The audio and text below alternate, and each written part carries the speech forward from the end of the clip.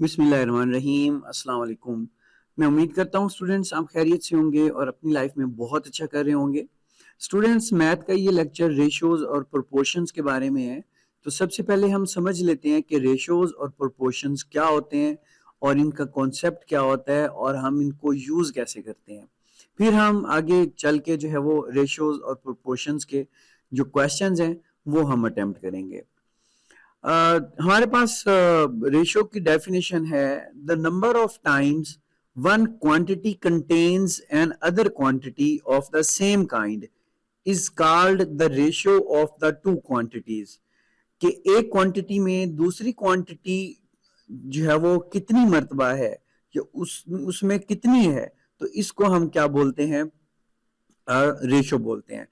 Let's say कि आप इस एग्जांपल को लें, एट, एक क्वांटिटी एट है और दूसरी क्वांटिटी हमारे पास फोर है। ठीक है, एक एट है, दूसरी हमारे पास फोर है। तो एट जो है वो बॉयज है, लेट्स से एट बॉयज हैं और फोर जो है वो हमारे पास गर्ल्स हैं। ठीक है, तो ये हमारे पास रेशियो है। ठीक है, कि इस रेशियो के साथ हमने अपनी क्लास बनानी है कि हमारी क्लास में एट बॉयज हों और फोर गर्ल्स हों। तो ये रेशियो है। अब ये कैसे पता चलेगा कि एक क्वांटिटी दूसरी क्वांटिटी में कितनी है, तो हम ऐसे लिख सकते हैं ना, एट ओवर फोर। ठीक है, अब ये डिवाइड करेंगे तो हमें पता चल जाएगा कि जो बॉयज हैं वो डबल हैं गर्ल्स से। ठीक है, और हम इस क्वांटिटी को ऐसे भी आगे जो है वो शॉर्ट करके लिख सकते हैं। ये टू पे अगर दोनों को डिवाइड कर दें तो ये फोर बन जाएगा और ये टू बन जाएगा। देखें, ये जो है वो फिर टू पे चला गया, ये टू बन जाएगा और ये वन। अब हमें क्लियर पता चल गया कि अगर दो बॉयज हों तो एक गर्ल होनी चाहिए। तो ये वाली जो है वो रेशियो है। ठीक है, ये वाली भी रेशियो है, ये वाली भी रेशियो है और ये सेम रिजल्ट्स आते हैं इनके। ठीक है, तो ये बात आपने याद रख लेनी है कि द नंबर ऑफ टाइम्स, ठीक है, one quantity contains an other quantity. तो ये number of times, two times जो है वो ये ज्यादा है। ठीक है, of the same kind is called the ratio of two quantities. The ratio of two quantities is equivalent to the fraction that one quantity is to the other. यही fraction की बात हमने किया ना, सही है, कि इसको हम फ्रैक्शन में ऐसे लिख सकते हैं, एट ओवर फोर। अगर हमारे पास ऐसे लिखा हुआ है एट इज टू फोर, तो एट ओवर फोर हम इसको लिख सकते हैं। ये चीज बड़ी इंपॉर्टेंट है, इसको आपने हमेशा याद रखना है। ये जो लिखा हुआ है the ratio 8:5 is written as 8:5, इसको ऐसे भी लिख सकते हैं, इसको 8/5 सेम इसको ऐसे भी लिख सकते हैं। 8 and 5 are called the terms of ratio. 8 is the first and 5 is the second term. जो फर्स्ट टर्म होती है उसको ऊपर लिखते हैं, जो सेकंड टर्म होती है उसको नीचे लिखते हैं। और इन दो के अलावा, इस तरह लिखने के अलावा फ्रैक्शन में, और ये जो है वो कॉलन का साइन लगाने के अलावा भी हम इसको लिख सकते हैं 8 इज टू 5, इसको ऐसे भी लिख सकते हैं। ठीक है, तो ये तीन तरीके हैं फ्रैक्शन को लिखने के। तो आपने इन तीन तरीकों को याद रखना है। अगर ये आपको याद रहेंगे तो आने वाले जो क्वेश्चंस हैं इंशाल्लाह वो हमारे अच्छे से हो जाएंगे।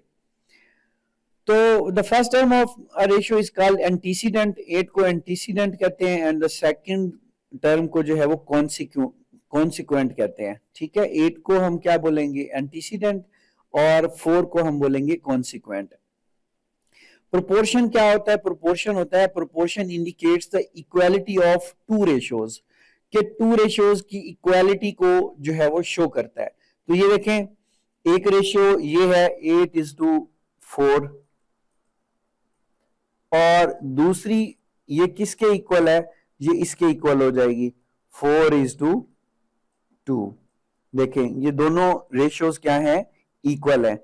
4 8 का हाफ है, 2 4 का हाफ है। ये ऐसे भी कह सकते हैं 8 डबल है, ठीक है, और 4 भी डबल है 2 से।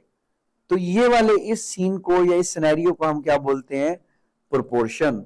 जब दो रेशियोज आपस में इक्वल हो तो इसको हम प्रोपोर्शन बोलते हैं। हमारे पास नेक्स्ट जो कॉन्सेप्ट है वो है डायरेक्ट प्रोपोर्शन का, कि डायरेक्ट प्रोपोर्शन क्या होता है। बस आपने ये सिंपल सी चीज याद रखनी है कि if one quantity increases the other quantity also increases, कि अगर एक क्वांटिटी इंक्रीज होती है तो दूसरी क्वांटिटी भी इंक्रीज हो, और if one quantity decreases the other also decreases, अगर एक क्वांटिटी डिक्रीज होती है तो दूसरी भी डिक्रीज हो जाए। ठीक है, मतलब एक इंक्रीज हो रही है तो दूसरी भी इंक्रीज हो, अगर एक डिक्रीज हो रही है तो दूसरी भी डिक्रीज हो।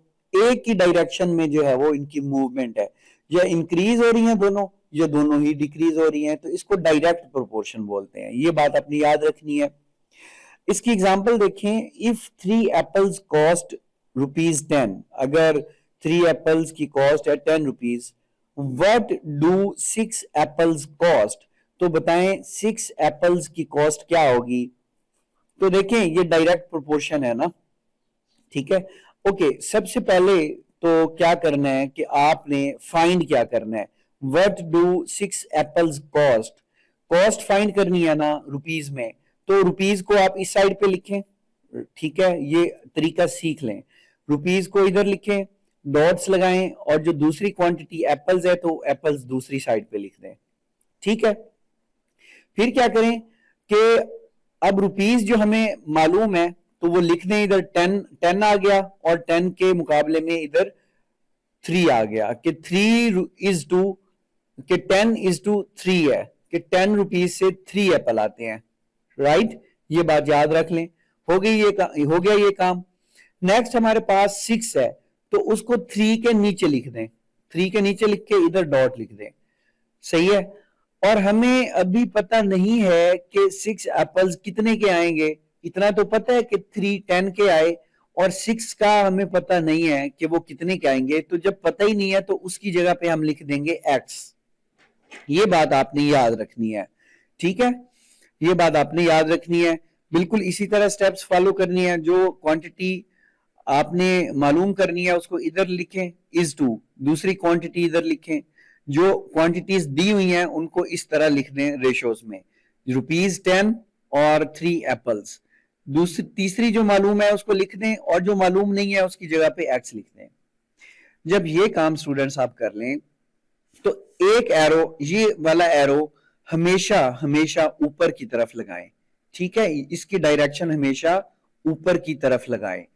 और अगर डायरेक्ट प्रोपोर्शन है तो दूसरे वाला एरो भी ऊपर की तरफ लगाएं। ठीक है, ये वाला एरो भी ऊपर की तरफ लगाएं, और ये वाला एरो भी क्या करें, ऊपर की तरफ लगाएं। ये बात याद रखें, अगर डायरेक्ट प्रोपोर्शन है, क्वांटिटीज अगर दोनों इंक्रीज हो रही हैं या दोनों डिक्रीज हो रही हैं, तो ये तो हमेशा ऊपर ही लगाना है, और डायरेक्ट है तो ये भी ऊपर लगाना है। अब ऊपर लगाने के बाद क्या करना है, जो जो टेल वाली साइड है उसको ऊपर लिखें, x ओवर, ये जो हेड वाली साइड है उसको नीचे लिखें, x/10 इज इक्वल टू, ये टेल वाली साइड ऊपर 6 और हेड वाली साइड नीचे, 6/3 बन गया हमारे पास। अब क्या करेंगे, अब मैंने पहले भी आपको बताया हुआ है कि x फाइंड करना है ना, तो जो x वाली साइड पे जो दूसरे नंबर्स हैं उनको दूसरी साइड पे लेके जाना है। तो देखें x के बटा में 10 है, तो ये 10 डिवाइड कर रहा है, तो इस 10 को डिवाइड इधर कर रहा है, तो इस साइड पे जाके ये मल्टीप्लाई होगा, ये इससे मल्टीप्लाई हो जाएगा। अब 6 और 10 मल्टीप्लाई होंगे तो 60 बन जाएगा, 60 को 3 पे डिवाइड करेंगे तो 20 हमारे पास आंसर आ जाएगा। तो ये x रुपीज थे, तो 20 रुपीज हमारे पास आंसर आ जाएगा। तो स्टूडेंट्स ये वाला एक फार्मूला है, और इसी से ही आपने रेशियोज और प्रोपोर्शंस के जो क्वेश्चंस हैं वो सॉल्व करने हैं, हमेशा इसी तरह करना है। और यहाँ से क्लियर आइडिया हो रहा है कि अगर 3 एप्पल 10 के हैं तो जाहिर सी बात है 6 एप्पल्स की कॉस्ट भी बढ़ जाएगी। ठीक है, तो वो हम इस तरह से इसको फाइंड कर लेंगे। सेम जो इनडायरेक्ट प्रोपोर्शन है वो सेम इसी तरह से है, लेकिन उसमें फर्क ये होता है कि if one quantity increases the other quantity decreases, कि अगर एक क्वांटिटी इंक्रीज हो रही है तो दूसरी डिक्रीज हो रही हो, या अगर एक क्वांटिटी डिक्रीज है तो दूसरी इंक्रीज हो रही हो, तो ये ऑपोजिट रिलेशन हो गया। तो इसको बोलते हैं इनडायरेक्ट प्रोपोर्शन, कि एक जैसा डायरेक्ट रिलेशन नहीं है इनका। डिफरेंट है। अब इसमें सिर्फ और सिर्फ क्या करते हैं, बाकी सारे का सारा प्रोसीजर हम वैसे का वैसे करते हैं, ठीक है। लेकिन ये जो इस साइड वाला राइट साइड वाला एरो है, इसको हम नीचे की तरफ लगा देते हैं बस, बाकी और कुछ नहीं करते, ठीक है। देखें, if 16 men can build a house in 20 days, अगर 16 आदमी एक घर 20 दिनों में बनाते हैं, in how many days will 8 men built it, ठीक है। तो सेम घर को 8 लोग कितने में बनाएंगे, ठीक है। अब जाहिरी बात है, अगर जो है वो 16 लोग 20 दिनों में बनाते हैं, तो जाहिरी बात है अब ये जो है वो जो 8 लोग हैं, अब इनको ज्यादा दिन लगेंगे, ठीक है। ठीक है, तो ये इनडायरेक्ट प्रोपोर्शन है, ठीक है। एक क्वांटिटी कम हो रही है तो दूसरी ज्यादा हो रही है, अगर आदमी कम हो रहे हैं तो दिन ज्यादा लगेंगे, ठीक है। तो ये वाला इनडायरेक्ट प्रोपोर्शन है। तो हमने फाइंड क्या करना है, इन 20 days, in how many days, days find करने हैं, तो डेज हमने इधर लिख लिए। दूसरी क्वांटिटी मैन है तो मैन को इधर लिख लिया। ये क्वांटिटीज फाइंड की हुई हैं, क्वेश्चन में है 20 डेज 16 मैन, और डेज एक्स हमने फाइंड करने हैं, और ये जो है वो कितने हो गए, अगली क्वांटिटी 8 है, ठीक है। 8 इधर लिख दिया। तो 20 के मुकाबले में 16 मैन है, 20 दिनों में 16 आदमी तामीर करते हैं, तो कितने दिनों में 8 आदमी तामीर करेंगे। तो ये एरो हमेशा डायरेक्ट रिलेशन हो या इनडायरेक्ट रिलेशन हो, इस एरो को आपने स्टूडेंट्स हमेशा ऊपर की तरफ लगाना है। और अगर डायरेक्ट रिलेशन है तो इस एरो को भी ऊपर लगाएं। जब इनडायरेक्ट रिलेशन हो, जैसे इस क्वेश्चन में सिनेरियो है, तो इस क्वेश्चन को ऑपोजिट लगाएं इस क्वेश्चन के, तो इसको डाउनवर्ड लगाएं। अब डाउनवर्ड लगाने से क्या होगा, जो टेल वाली साइड है वो ऊपर, हेड वाली साइड नीचे, तो ये x ओवर 20 हो जाएगा, और ये टेल वाली साइड ऊपर 16 ऊपर, और 8 जो है वो हेड वाली साइड नीचे, बस यही फर्क है इसमें। तो अब x को इस साइड पे बचाना है, तो 20 डिवाइड हो रहा है तो इधर मल्टीप्लाई कर दें, ठीक है। ये इधर 20 मल्टीप्लाई हो गया, इसको काटेंगे, सॉल्व करेंगे, 8 2 आर 16, 2 को 20 से मल्टीप्लाई करेंगे तो 40 आ जाएगा। तो स्टूडेंट्स इस तरह ये डायरेक्ट और इनडायरेक्ट प्रोपोर्शन आपने हमेशा याद रखना है, और ये वाला भी प्रोसीजर याद रखना है। जो फाइंड करना है उसको पहले लिखें, कॉलन लगा के दूसरी क्वांटिटी लिखें, जो दो क्वांटिटीज की रेशो दी हुई है उस रेशो को यहाँ पे लिख लें। दूसरी रेशो में एक क्वांटिटी दी हुई है और दूसरी क्वांटिटी इधर एक्स आ जाएगी, इधर हमेशा एक्स रहेगा, और ये एरो भी हमेशा अपवर्ड रहेगा।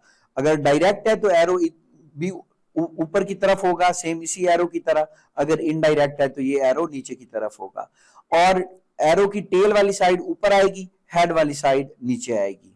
एरो की टेल वाली साइड ऊपर, हेड वाली साइड नीचे।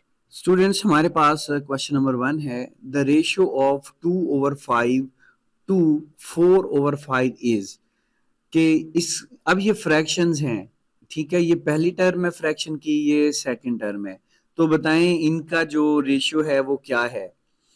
तो स्टूडेंट्स देखें, हमें पता है कि पहली टर्म को हमेशा ऊपर लिखते हैं और दूसरी टर्म को नीचे लिखते हैं, और आपको फ्रैक्शंस वाले टॉपिक में ये जो है वो मैंने समझाया था, बताया था कि अगर ये हमारे पास आ जाए, ये बेसिकली इस तरह से इसको लिख सकते हैं ना, इस तरह से 4/5। तो अब ये फ्रैक्शन डिवाइड तो नहीं होगा, तो इसको हम क्या करेंगे, इसको हम मल्टीप्लाई करेंगे। तो मल्टीप्लाई करते वक्त हम क्या करेंगे, जो नीचे वाली रकमें हैं उनको चेंज कर देंगे। ये 4/5 है तो इसको 5/4 कर देंगे। अब क्या करें, अब इनको काट दें, ये 5 से 5 कट गया, ये 2 1s आर 2 2 2s आर 4, तो ये 1/2 बन गया। इसका मतलब ये है कि हमारी जो पहली टर्म है उसको पहले लिखते हैं और दूसरी टर्म को आगे सेकंड लिखते हैं। तो 1:2 हमारे पास क्या आ गई, हमारे पास रेशियो आ गई 1:2। तो ऑप्शन बी में हमारे पास जो है वो इसका आंसर है, ये देखें, ठीक है। तो ऑप्शन बी में हमारे पास आंसर निकल के आ गया। सेम उसी तरह से ही इसने क्वेश्चन किया हुआ है, तो आपको उम्मीद है ये समझ आ गया होगा। तो हमने बेसिकली कुछ भी नहीं किया, अब उसने सिर्फ और सिर्फ जो है वो यहाँ पे हमें फ्रैक्शंस दे दिए हैं कि आप फ्रैक्शंस का क्या करें, रेशो मालूम करके दें। स्टूडेंट्स हमारे पास नेक्स्ट क्वेश्चन है, इफ टू पेंसिल्स कॉस्ट 40 पैसाज, अगर टू पेंसिल की कॉस्ट 40 पैसे हैं, how many pencils can you purchased for ₹40। तो स्टूडेंट्स यहाँ पे सबसे पहले तो आपने यूनिट्स को देखना है कि यहाँ पे टू पेंसिल्स 40 पैसा की हैं, तो how many pencils can you purchase for ₹40। तो ये 40 रुपीज है, तो हमने क्या करना है, अगर ये दो पेंसिल 40 पैसाज में है तो इस 40 रुपीज को हमने क्या करना है, पैसा में चेंज करना है। तो पैसे में कैसे चेंज होगा कि अगर 1 रुपए में 100 पैसे होते हैं, ठीक है, एक रुपए में 100 पैसे, तो 40 रुपीज में कितने पैसे होंगे, तो 100 से मल्टीप्लाई कर देंगे, 40 को 100 से मल्टीप्लाई कर देंगे तो 400 पैसे आ जाएंगे। तो स्टूडेंट्स ये डायरेक्ट रिलेशन है, अगर पैसे बढ़ते जाएंगे तो पेंसिल्स भी बढ़ती जाएंगी, ठीक है, अगर पैसे कम होते जाएंगे तो पेंसिल्स भी कम जो है वो होती जाएंगी। तो ये डायरेक्ट प्रोपोर्शन है, ठीक है। तो अब देखें हमने क्या करना है, हमने पेंसिल्स फाइंड करनी है, तो ये वाला जो है ना, ये इसने बेसिकली कन्वर्ट किया हुआ है, 1 रुपी 100 पैसा, 40 रुपीज 100 मल्टीप्लाई 40, 4000 पैसा, ये ऐसे। अब हमने हाउ मेनी पेंसिल्स, पेंसिल्स को पहले नंबर पे लिख दें, ठीक है, और जो पैसा है उसको सेकंड नंबर पे। अब पेंसिल 2 है तो 40 पैसा है, पेंसिल 2 है 40 पैसा है, पैसा 4000 है, तो कितनी पेंसिल्स होंगी वो हमें मालूम नहीं है, वो हमने ऐसे मालूम करना है एक्स लिख के। अब ये एरो तो हमेशा ऊपर होता है, ये वाला भी ऊपर कर दिया क्योंकि डायरेक्ट जो है वो रेशियो है, डायरेक्ट प्रोपोर्शन है। अब हम क्या करेंगे, जो टेल वाली साइड है ऊपर लिखेंगे x/2, 4000 ओवर 40 लिखेंगे। अब x इधर बचाने के लिए 2 इधर डिवाइड हो रहा है तो इधर इधर मल्टीप्लाई कर दें, ठीक है, तो 2 को इधर मल्टीप्लाई करेंगे, ये 40 इससे कट जाएगा, 40 को इससे करेंगे तो हमारे पास 100 आ जाएगा, तो 100 को 2 से मल्टीप्लाई करेंगे तो 200, तो आंसर हमारे पास आ जाएगा ऑप्शन सी। तो स्टूडेंट्स वही कॉन्सेप्ट है जो मैंने पहले समझाया है, जो पहले जो फाइंड करना है उसको पहले लिखें, दूसरी क्वांटिटी को सेकंड नंबर पे, ठीक है, क्वांटिटीज को लिख लें, यहाँ पे हमेशा इस जगह पे एक्स आएगा। सिर्फ और सिर्फ उसने क्या किया है, उसने हमें ये यूनिट्स डिफरेंट दे दिए हैं, तो हमने इन यूनिट्स को क्या करना है, हमने इनको इक्वल करना है। तो हम मूव करते हैं अपने नेक्स्ट क्वेश्चन की तरफ। हमारा नेक्स्ट क्वेश्चन क्या है, देखिए स्टूडेंट्स इस तरह का क्वेश्चन भी आपके टेस्ट में आ जाता है, ठीक है। हमारे पास है x is to y is equal to 2 is to 7, y is to z is equal to 3 is to 11। What is the value of x, y and z? x, y और z की value find करें और ये ratio दी गई है। अब क्योंकि x, y और z की वैल्यू फाइंड करनी है, ये वाला फाइंड करना है ये, तो इसको आप वैसे के वैसे लिख लें, x is to y, y is to z, ठीक है। फिर हमारे पास अब इनके नीचे इनकी जो रेशियोज दी गई हैं वो हमने लिख लेनी है। x is to y हमारे पास 2 is to 7 है, तो हम लिख लेंगे x के नीचे 2 is to और y के नीचे 7। अगली क्वांटिटी है y is to z, 3 is to 11 है, वो फिर y के नीचे लिख लेंगे 3 और z के नीचे 11 लिख देंगे। ये दो यहाँ पे आ गई क्वांटिटीज और ये दो क्वांटिटीज यहाँ पे आ गई। ये लिखने के बाद एक लंबी लाइन लगाएं इसके नीचे, और अब आपने क्या करना है, अब आपने क्या करना है कि ये देखें इस वाले को इससे मल्टीप्लाई करना है नीचे वाले से, ठीक है, तो 2 3 आर 6 आ गया, इन दोनों को आपस में मल्टीप्लाई करना है, 7 और 3 को 21 आ गया, इस 11 को इधर ऊपर वाले से मल्टीप्लाई करना है, तो 11 7 आर 77 निकल के आ गया। तो हमारे पास रेशियोज क्या निकल के आ गई, वैल्यूज 6, 21 और 77, ऑप्शन ए में जो है वो आंसर है। तो सिर्फ एक बात याद रखनी है, जो ऊपर वाला है उसके ऑपोजिट नीचे वाले से मल्टीप्लाई करना है, ठीक है, ये ऊपर वाला है उसके ऑपोजिट नीचे वाले से, ये नीचे वाला है उसके ऑपोजिट ऊपर वाले से मल्टीप्लाई हुआ है। तो ये स्टूडेंट्स इस बात का ख्याल रखना है। फिर इसको इससे मल्टीप्लाई हो रहा है, ये इससे मल्टीप्लाई हो रहा है और ये इससे मल्टीप्लाई हो रहा है, तो ये आपने कॉन्सेप्ट याद रखना है ये आपको काफी जो है वो हेल्प करेगा। हो सकता है कि आपके टेस्ट में इस तरह का क्वेश्चन आ जाए। हमारे पास नेक्स्ट क्वेश्चन है, in a class boys and girls are in the ratio of 5:6। Boys की रेशियो 5 है एंड गर्ल्स की रेशियो 6 है। ठीक है स्टूडेंट्स, एक बात याद रखें, जहां पे ये रेशियो है तो अब इनमें टोटल रेशियो क्या होगी, 5 और 6 को प्लस करें तो हमारे पास टोटल रेशियो आ जाती है। ठीक है, तो टोटल रेशियो हमारे पास 11 आ गई। If the class contains 77 students, अगर क्लास के 77 स्टूडेंट्स हैं तो ठीक है। अब यहाँ पे मैं स्टूडेंट्स आपको एक बात बताऊं, अगर हमें कोई पूछे कि ये रेशियो है बॉयज और गर्ल्स की, बॉयज 5 है गर्ल्स 6 हैं, 77 टोटल स्टूडेंट्स हैं, तो बॉयज कितने हैं, रेशियो दी हुई है तो बॉयज निकाल के दें बॉयज कितने हैं 77 में। तो हम क्या करेंगे, क्योंकि बॉयज की रेशियो 5 है और टोटल रेशियो 11 है, हम 77 से मल्टीप्लाई कर देंगे 5/11 को, 5/11 को मल्टीप्लाई कर देंगे, हमारे पास बॉयज आ जाएंगे और गर्ल्स भी हमारे पास कैसे आ जाएंगी, गर्ल्स की रेशियो 6 है और टोटल 11 है, तो 77 से मल्टीप्लाई कर देंगे 6/11 को। ठीक है, ये बात तो, ये आइडिया आपने समझ लिया। अगले क्वेश्चंस में मजीद इसको मैं क्लियर कर दूंगा। How many additional boys would have to enroll to make the ratio of boys to girls 1:1? मतलब उनकी जो है वो रेशियो इक्वल करने के लिए कितने और स्टूडेंट्स जो है वो बॉयज हम ले आए कि वो गर्ल्स के बराबर हो जाए। तो देखिए स्टूडेंट्स, बॉयज और गर्ल्स की रेशियो क्या है हमारे पास, 5:6। टोटल रेशियो 5 + 6 11 हो गई हमारे पास। टोटल स्टूडेंट्स हमारे पास 77 है। अब हम मालूम कर लेते हैं कि नंबर ऑफ बॉयज कितने हैं।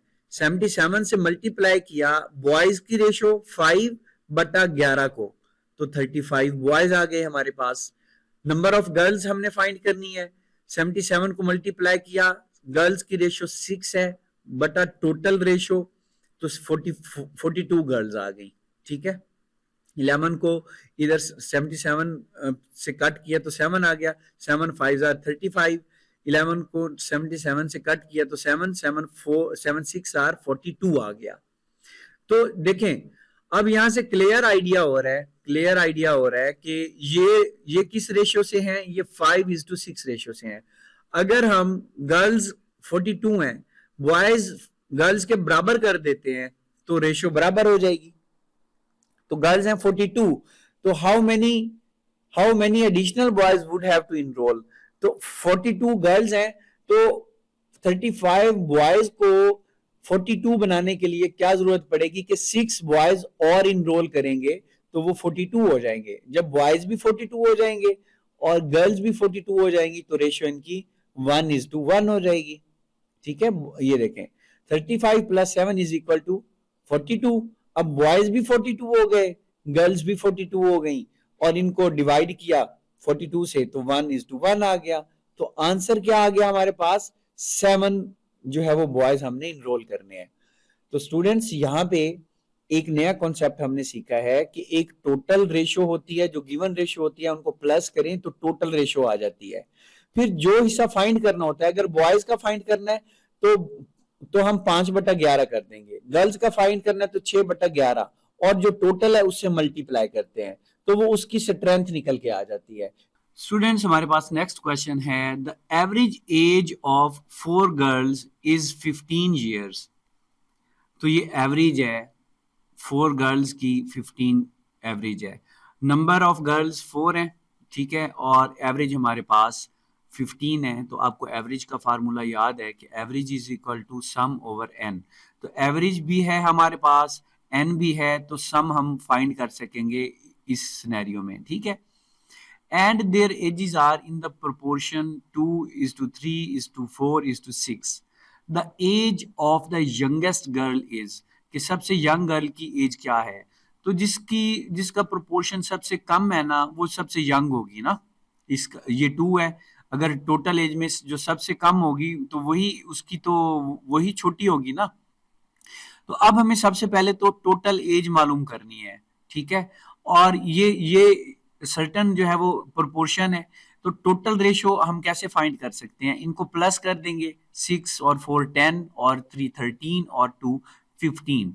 तो अब 2 की अब हमने छोटी मालूम करनी है, तो 2/15 मल्टीप्लाई टोटल एजेस कि इन सब की एजेस मिला के कितनी बनती है, लेकिन हमें पता ही नहीं है सबकी एजेस मतलब सम ऑफ एजेस।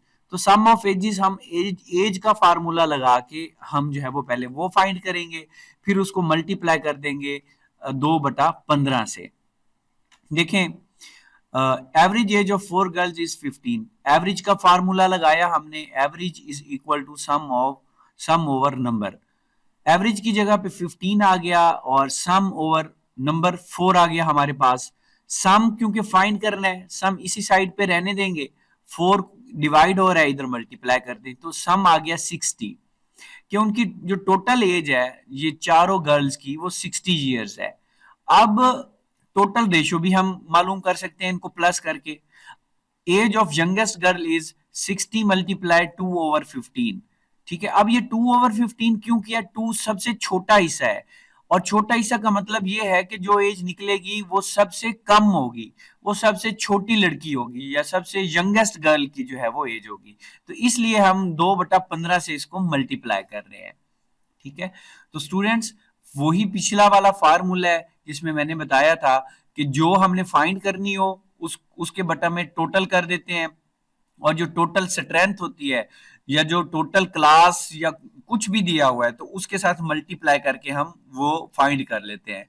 तो लेकिन हमारे पास पहले सम नहीं था, तो पहले हमने एवरेज का फार्मूला लगा के हमने टोटल एजेस मालूम कर ली। अब टोटल एजेस का जो है वो 2/15 मालूम करेंगे, तो सबसे छोटी जो यंगेस्ट गर्ल है उसकी एज हमारे पास निकल के आ जाएगी।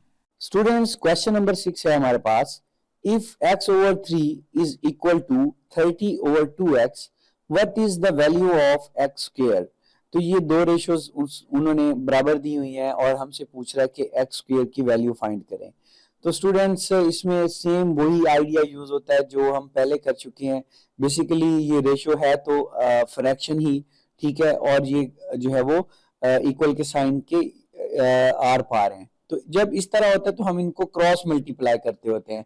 जब इक्वल के साइन के राइट और लेफ्ट दोनों साइड पे फ्रैक्शंस हो तो क्रॉस मल्टीप्लाई करते हैं। तो क्रॉस मल्टीप्लाई जब हम करेंगे तो देखें हमने क्रॉस मल्टीप्लाई किया, 2x इधर x से मल्टीप्लाई हो गया, ठीक है, 3 इधर 30 से मल्टीप्लाई हो गया, ठीक है। अब जब ये वाले जो x से मल्टीप्लाई होगा तो x की भी पावर 1 है, इस x की भी पावर 1 है। तो जब ये मल्टीप्लाई होते हैं जो है वो x, तो इनकी पावर्स प्लस होती हैं।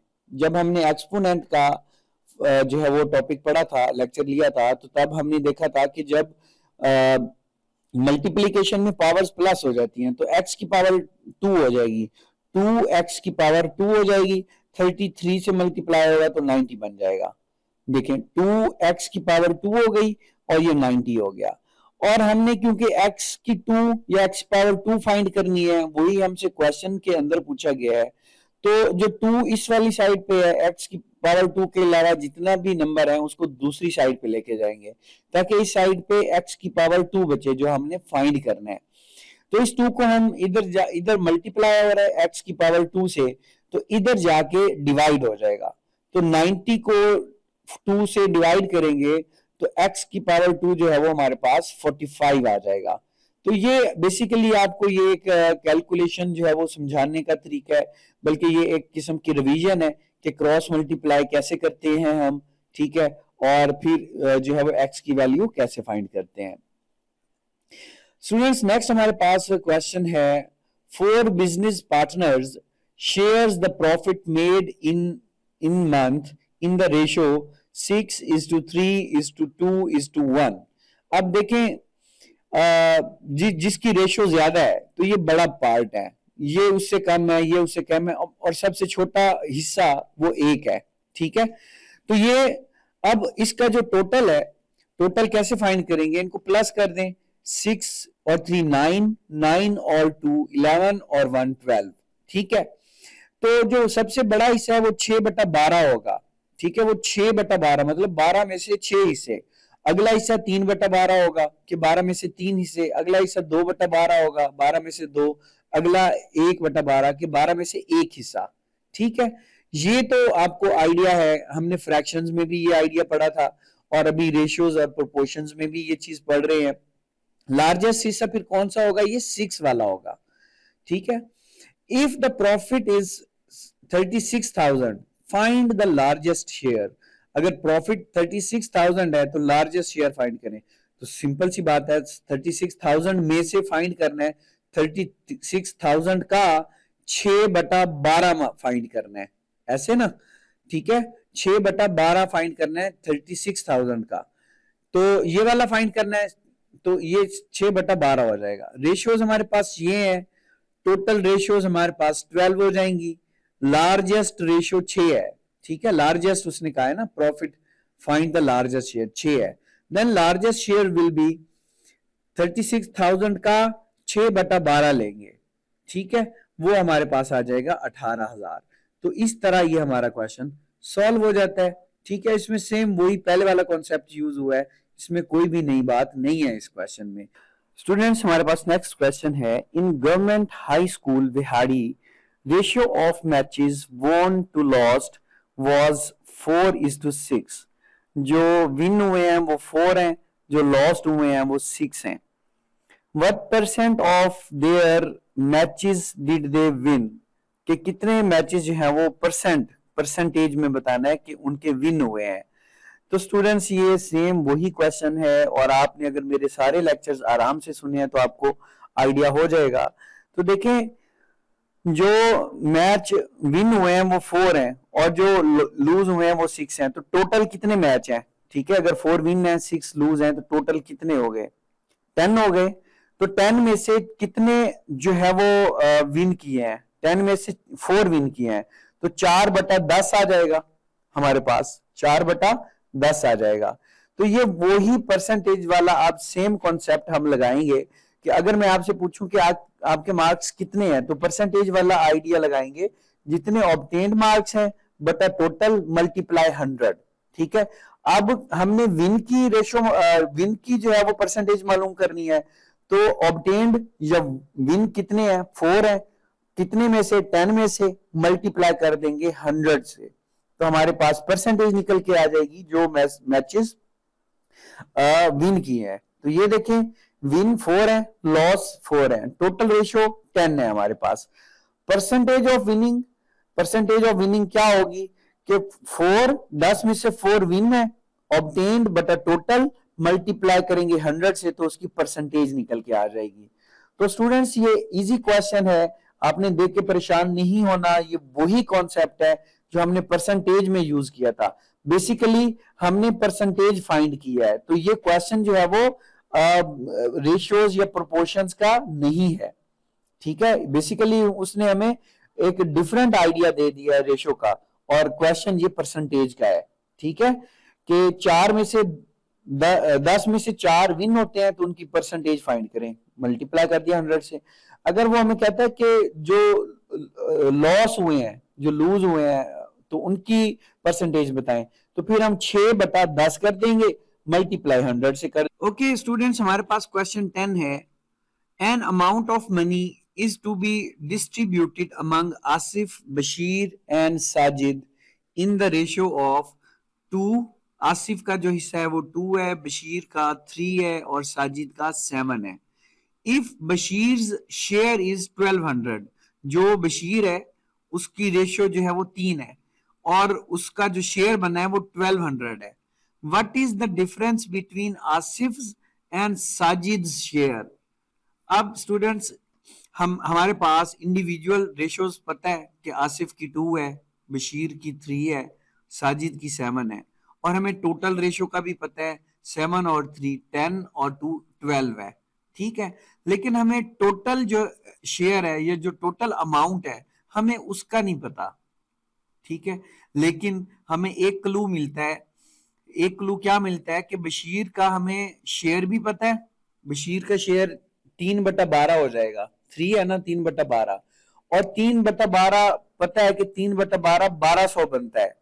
तो हमें ये फाइंड करना है कि 3/12 कौन सी रकम का है और वो 1200 के इक्वल है। तो आपको याद है परसेंटेज वाले क्वेश्चंस जिनमें हम सेम इसी तरह का जो है वो प्रोसेस करते थे कि अब हमने क्या करना है, हमने करना है कि कोई ऐसी रकम है जो लेट्स से उसको x मान लेते हैं, उसका 3/12 हिस्सा किस चीज के इक्वल है, 1200 के इक्वल है। तो सेम वही परसेंटेज वाले जो क्वेश्चंस थे, जो आइडिया था, सेम वही क्वेश्चन है। तो जो x की वैल्यू निकल के आएगी वो हमारे पास आ जाएगी टोटल अमाउंट।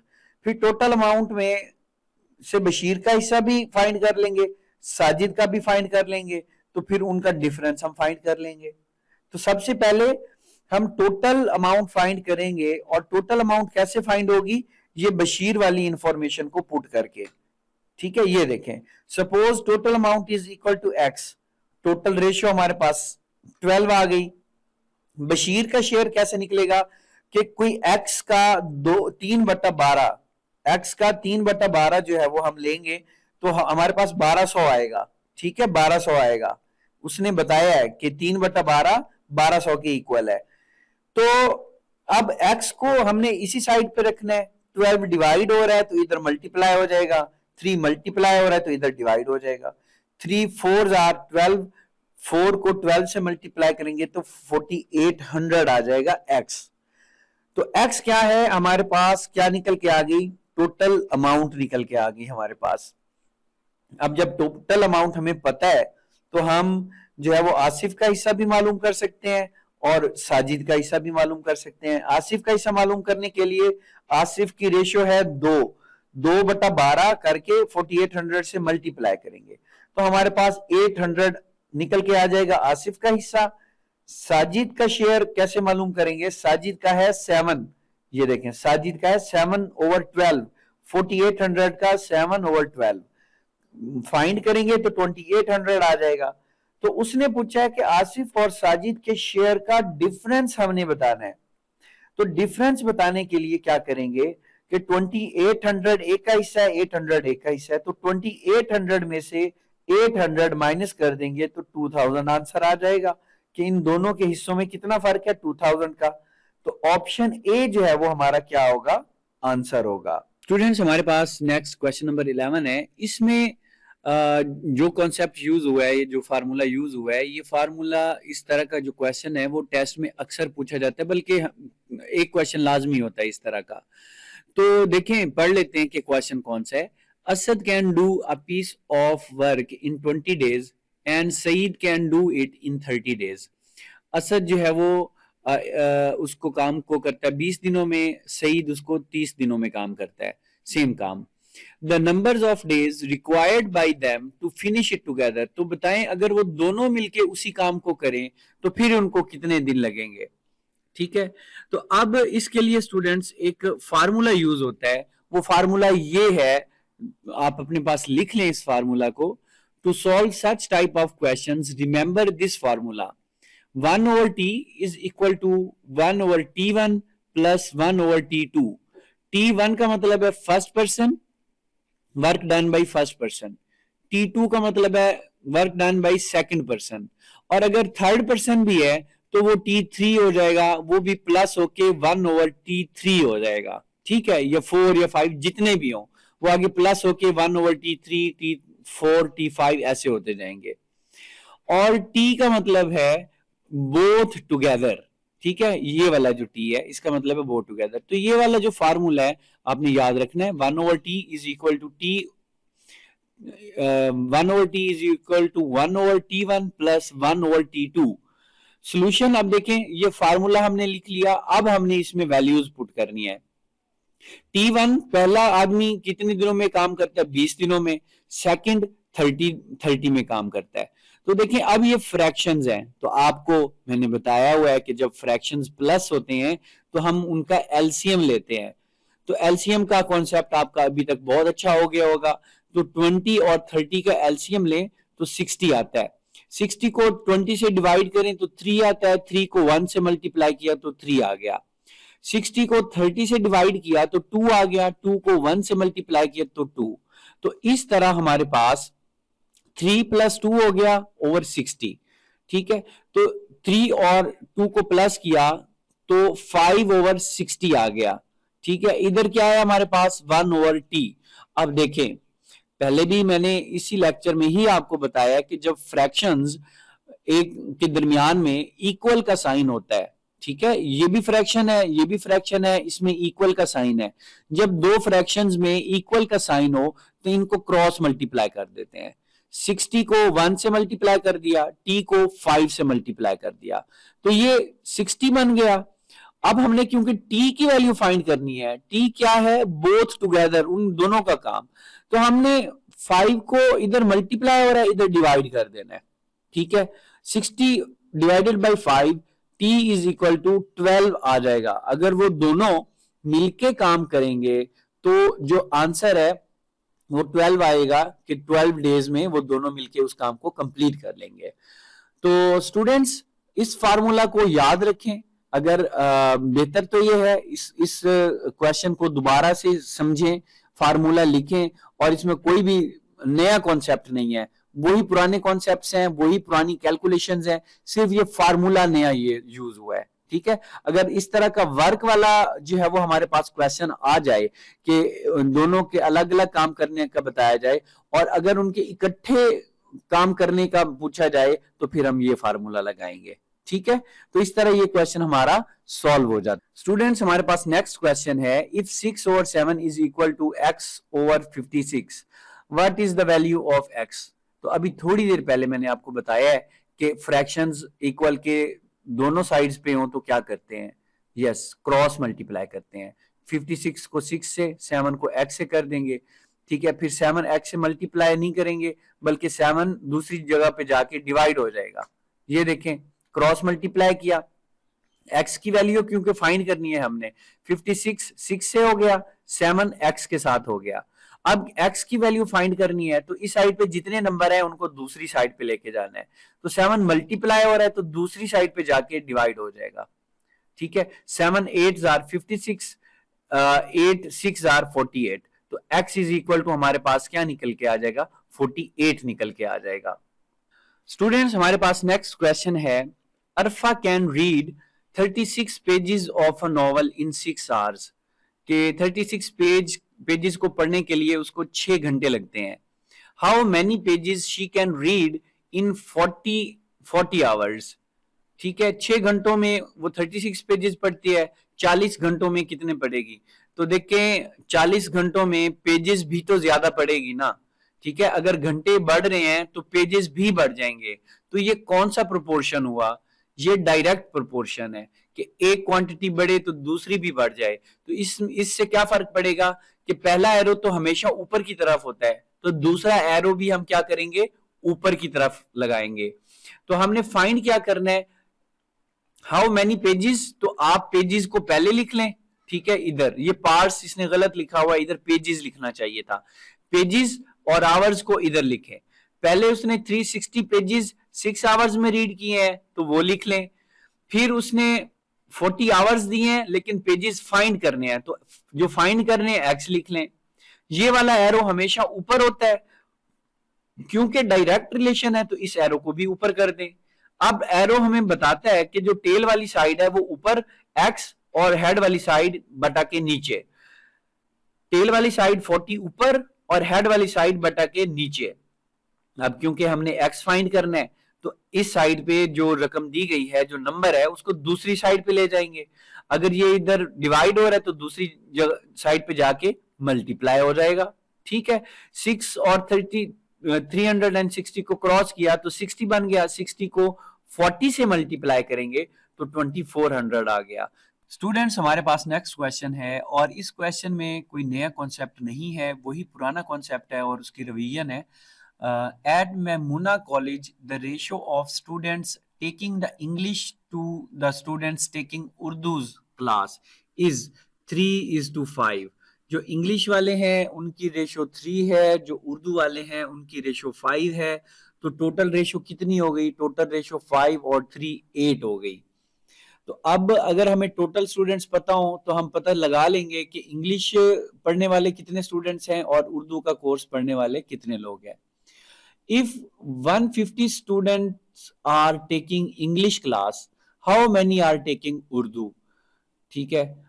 लेकिन इसने हमें बताया है कि जो इंग्लिश क्लास लेने वाले हैं वो इतने हैं और उर्दू लेने वाले कितने होंगे। तो अभी हमें टोटल स्टूडेंट्स का तो पता नहीं है, लेकिन हमें मैक्सिमम इंफॉर्मेशन इंग्लिश क्लास के स्टूडेंट्स के बारे में पता चल गई है कि इंग्लिश क्लास वाले स्टूडेंट्स की रेशियो 3 है, ठीक है, और टोटल हमारे पास 8 है। और जो है वो जो टोटल स्टूडेंट्स है ना, उसका वो 3/8 हिस्सा है, वो 150 स्टूडेंट्स बनते हैं, 150 स्टूडेंट्स बनते हैं। तो इस तरह से इस इंफॉर्मेशन की हेल्प से हम total number of students find कर लेंगे, उसमें से 150 माइनस करेंगे तो उर्दू वाले स्टूडेंट्स हमारे पास आ जाएंगे।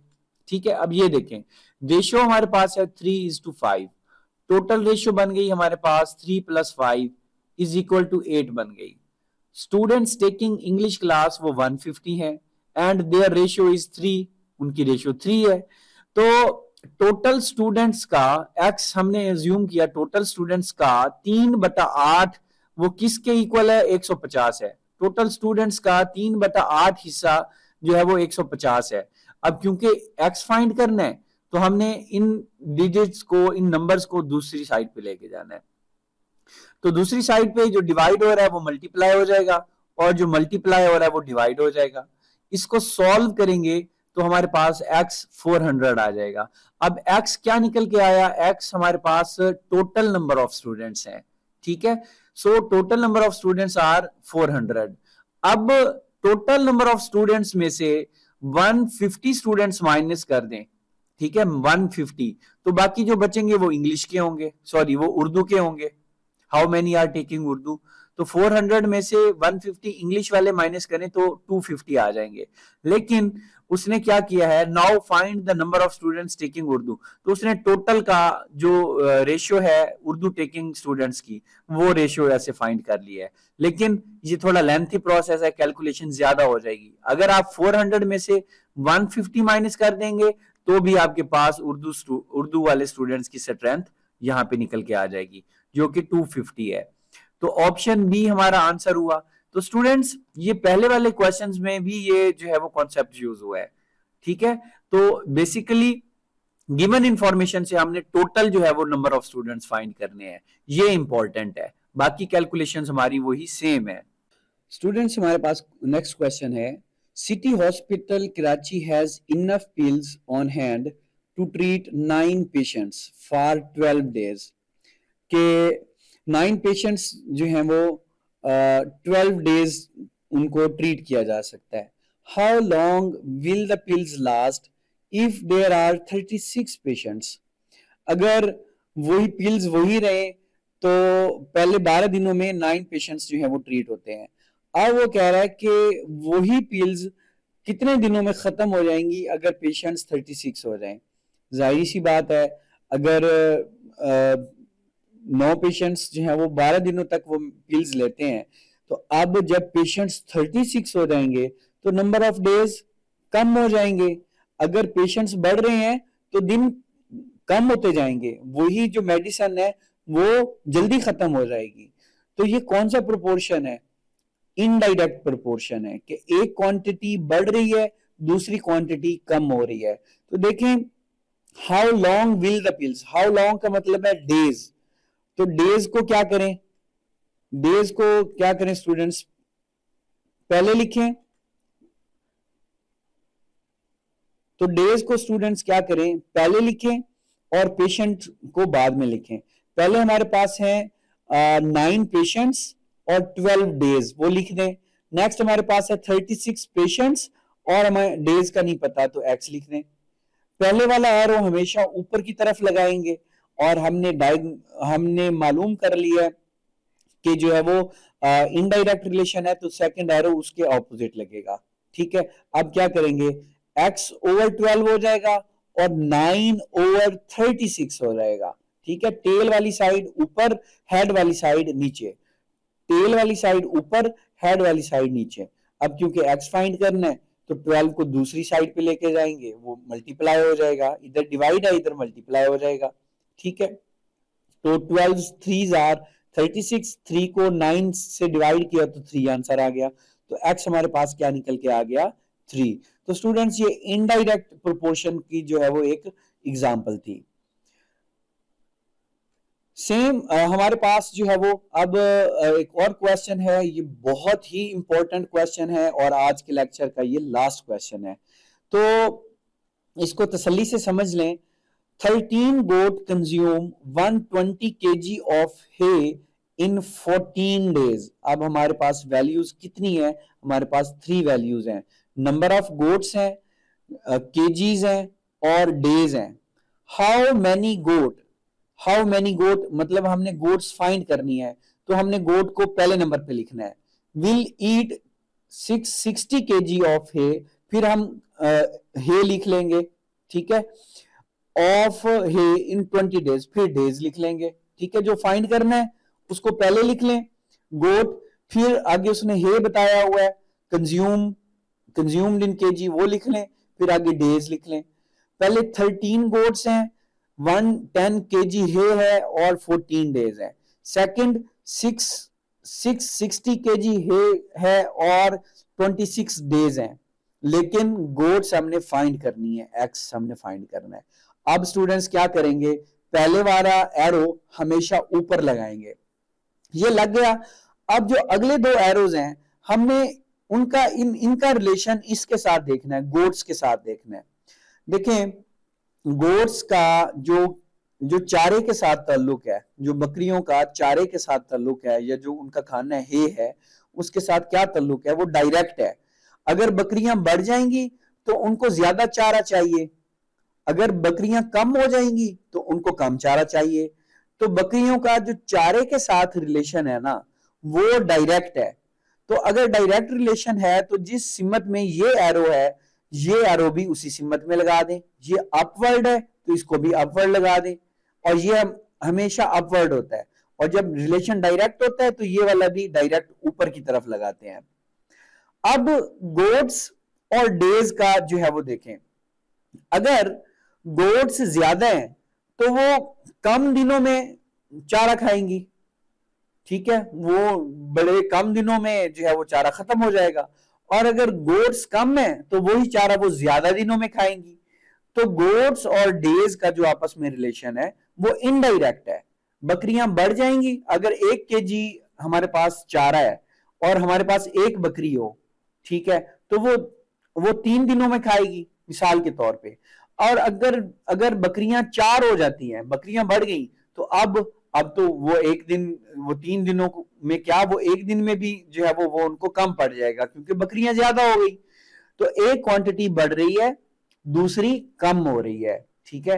तो ये इनडायरेक्ट रिलेशन हुआ गोट्स और नंबर ऑफ डेज का।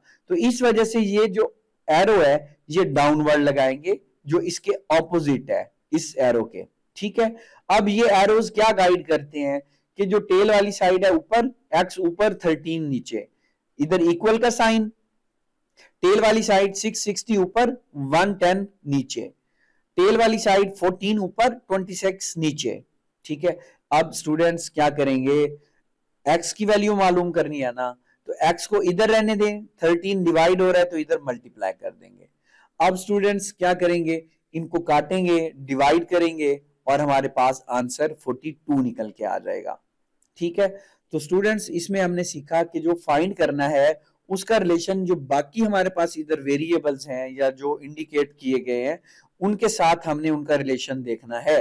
तो उसी हिसाब से या उसी तरीके से हमने इन एरोज की डायरेक्शन लगानी है और हमारा क्वेश्चन सॉल्व हो जाता है। तो स्टूडेंट्स आज का लेक्चर इधर ही एंड होता है। इस लेक्चर को बार बार सुने, एक बार फिर से सुने, सारे क्वेश्चंस को अपने हाथों से एक बार से प्रैक्टिस करें, ठीक है। और इंशाल्लाह प्रैक्टिस करने से ही ये क्वेश्चंस आपको आएंगे। और मिलते हैं एक और लेक्चर के साथ। तब तक स्टूडेंट्स अल्लाह हाफिज, खैर आफियत से रहें।